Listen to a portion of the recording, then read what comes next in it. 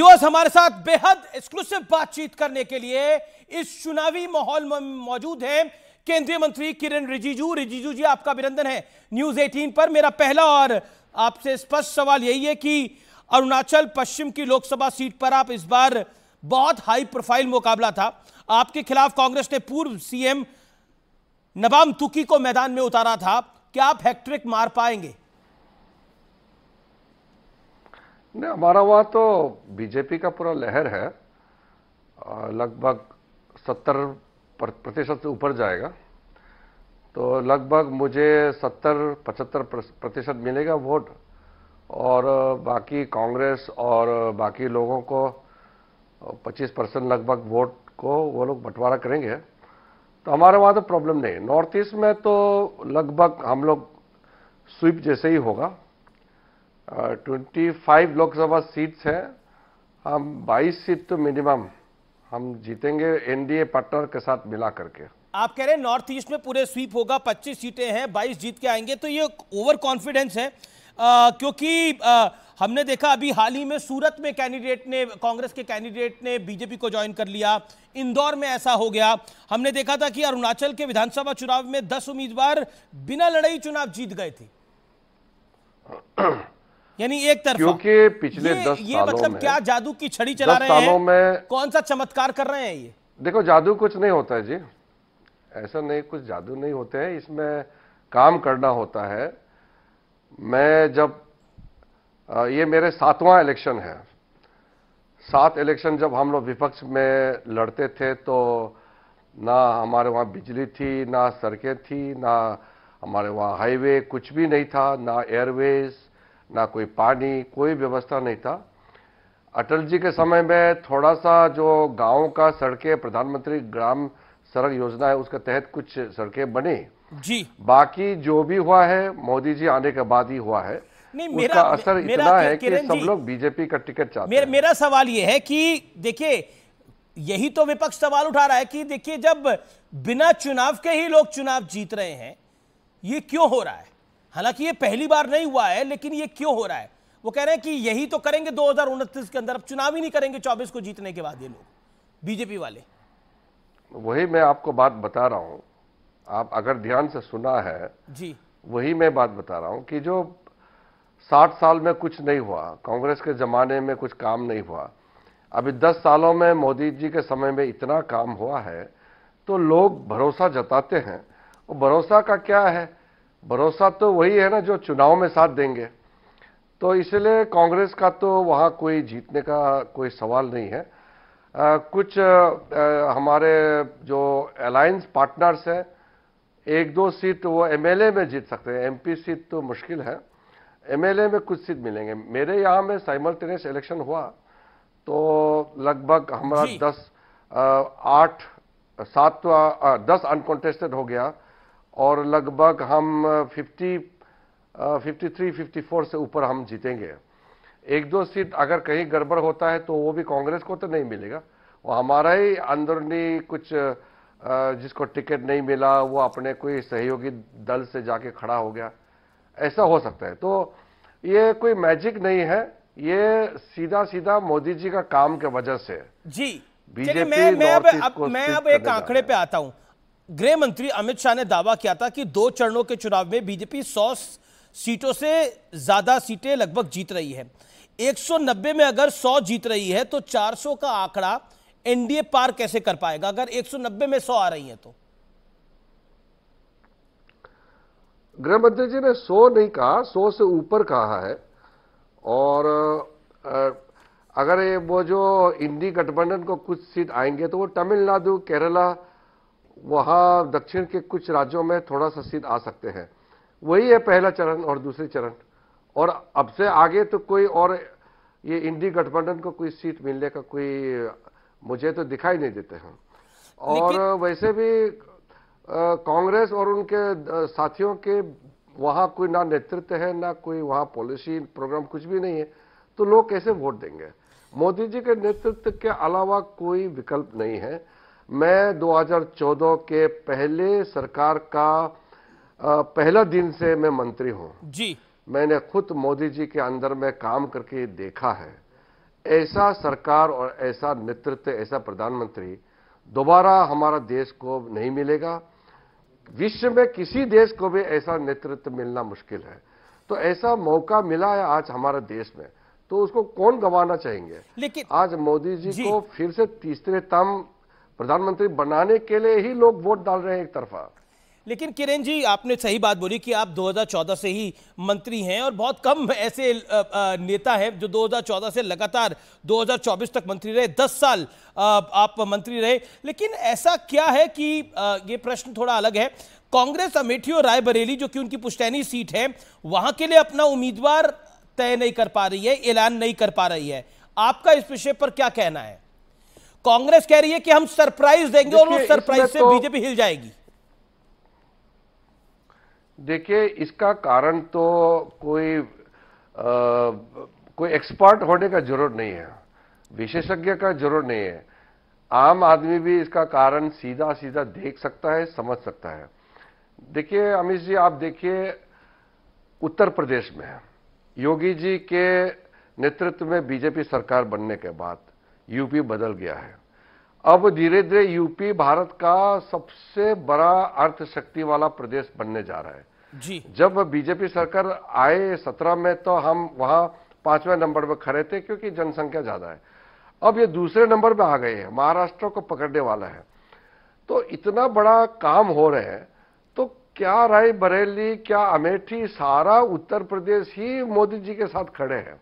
इसलिए वहां राहुल गांधी जब अमेठी में चुनाव हार गए, वो दक्षिण भारत में गए और नॉर्थ इंडियन को गाली देने लगा। वो अनाप शनाप उनके बाप दादा से लेकर के परिवार को इतने सालों तक तो रायबरेली अमेठी से उनको सांसद बनाया, वहां से उनको बार बार चुन के भेजा, कुछ नहीं किया है। मैं जब अमेठी गया मैं तो ढंग रह गया, कोई प्रॉपर गेस्ट हाउस, कोई होटल प्रॉपर नहीं। अब जाकर के थोड़ा जो दिखने लगा है।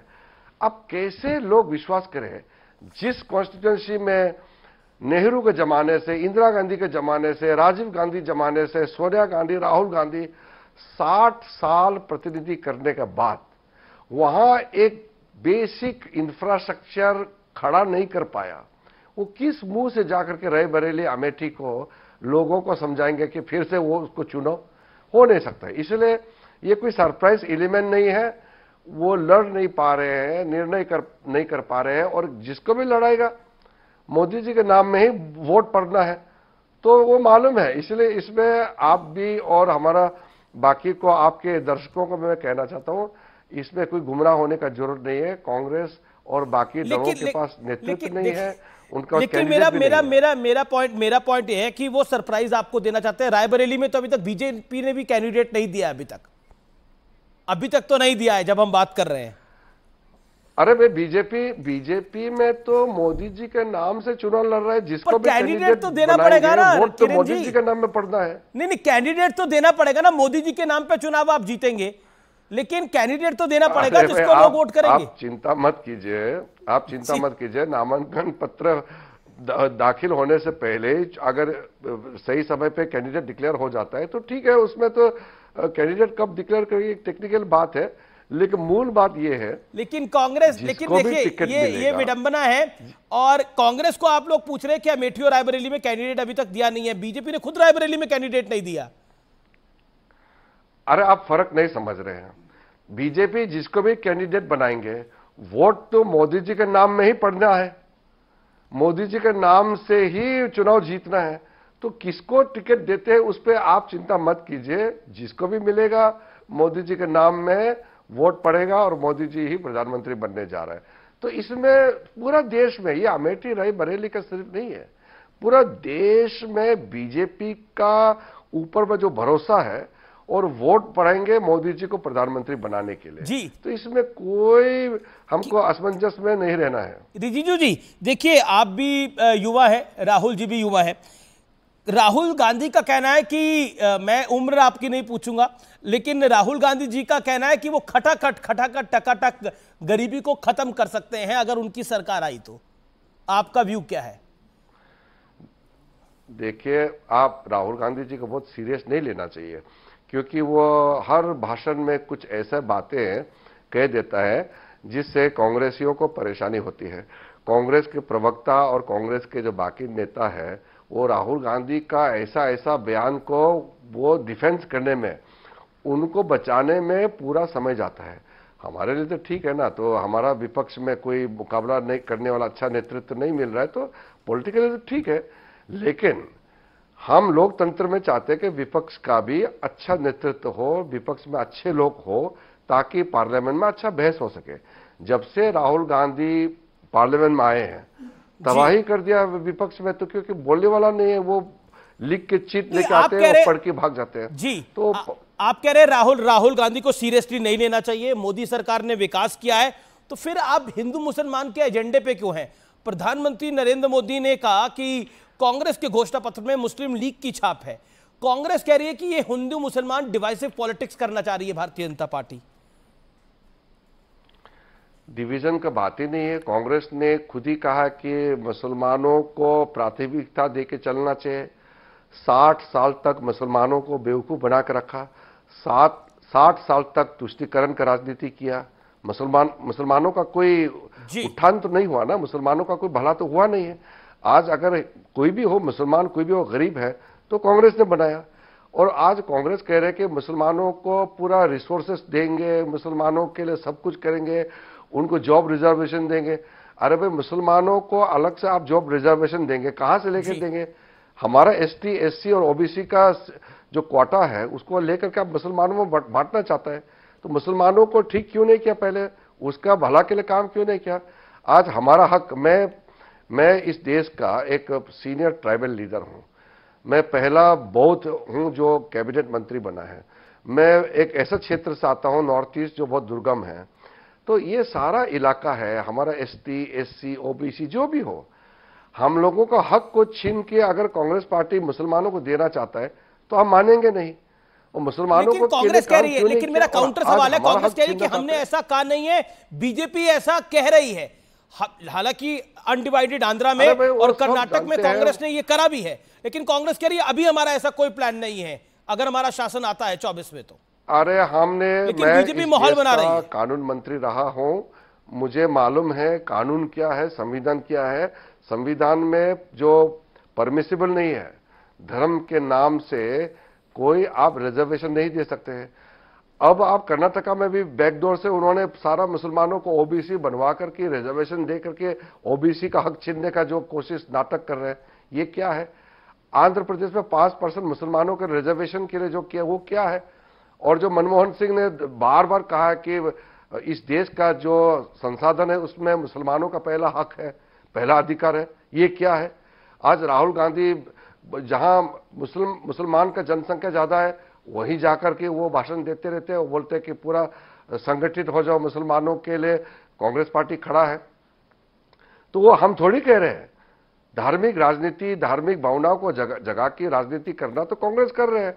हम तो एक स्वर में कहते हैं, मोदी जी के नेतृत्व में एक भारत श्रेष्ठ भारत, सबका साथ सबका विकास। आप इस देश के कानून मंत्री भी रहे हैं, आप इस देश के बड़े मंत्री हैं। मेरा आपसे सवाल है, एक सवाल बार बार खड़ा हो रहा है और विपक्ष ये लांछन लगा रहा है आपके ऊपर, और इसका जवाब देना चाहिए कि अगर आप सत्ता में 2024 में आते हैं तो आप संविधान को बदलेंगे।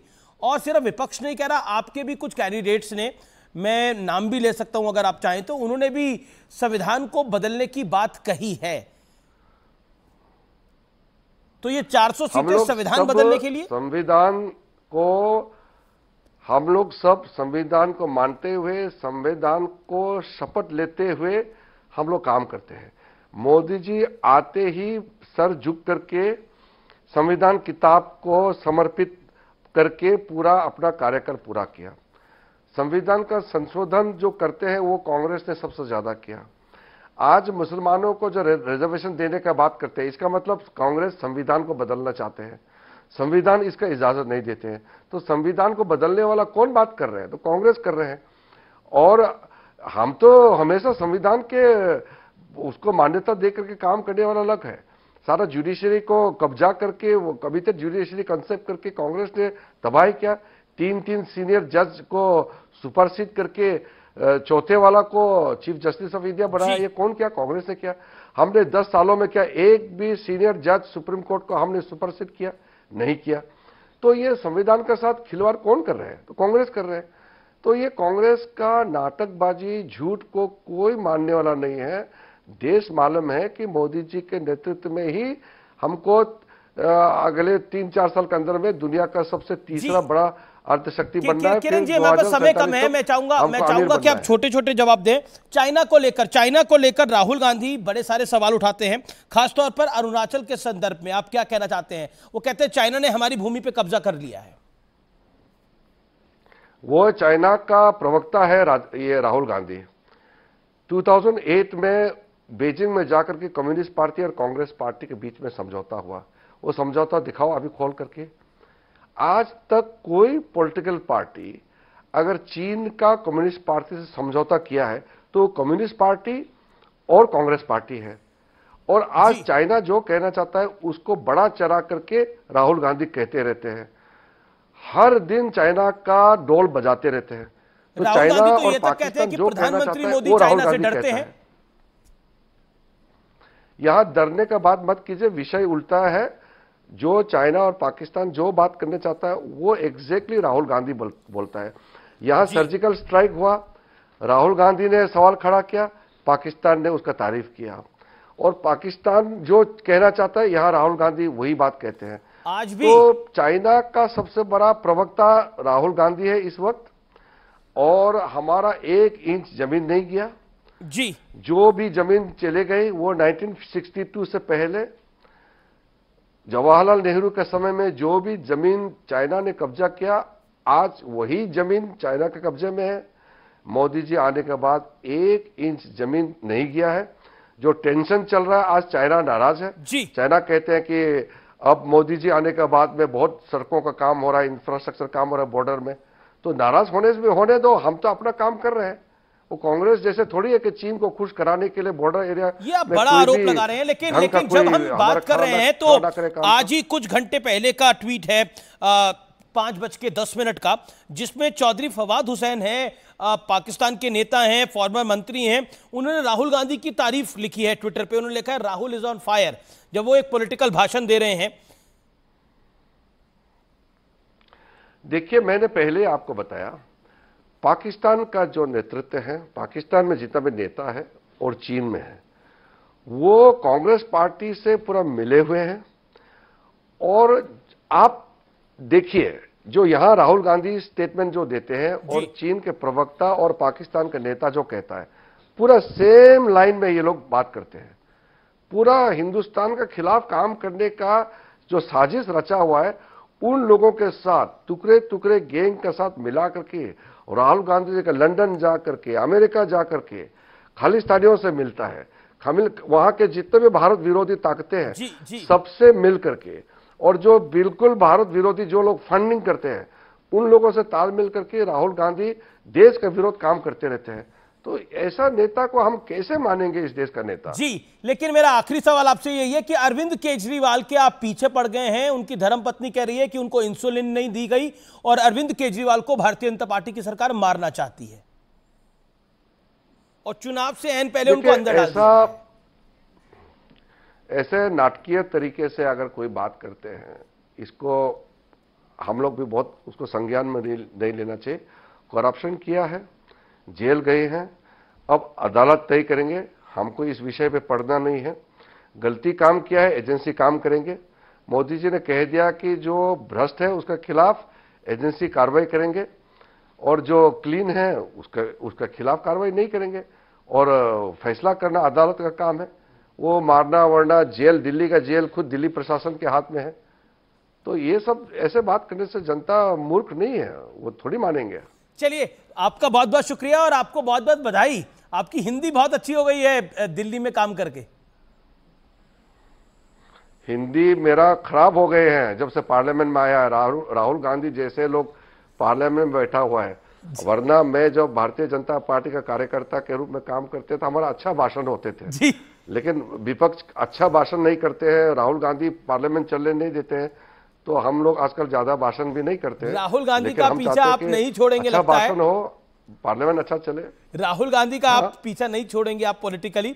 चलिए, ऑल द बेस्ट आपको। पीछा क्या, वो उसको मैं आजकल उसको मैं सीरियसली नहीं लेता हूं, क्योंकि उसने देश को बहुत नुकसान पहुंचाया है। लेकिन उनकी पार्टी तो उनको सीरियसली लेती है, उनकी पार्टी तो उनको बहुत मानती है। चलिए, ये आपका विरोधी कांग्रेस वाला सीरियस ले, हम नहीं लेंगे, देश वाला नहीं लेंगे, देश वाला नहीं लेंगे। चलिए, आपका बहुत बहुत शुक्रिया, आपने न्यूज़ 18 को अपना समय दिया। Thank you so much Rijiju साहब। धन्यवाद जी, धन्यवाद धन्यवाद। तो ये थे किरण रिजिजू, जिनके साथ हमारी ये खास बातचीत थी। आपका बहुत बहुत धन्यवाद।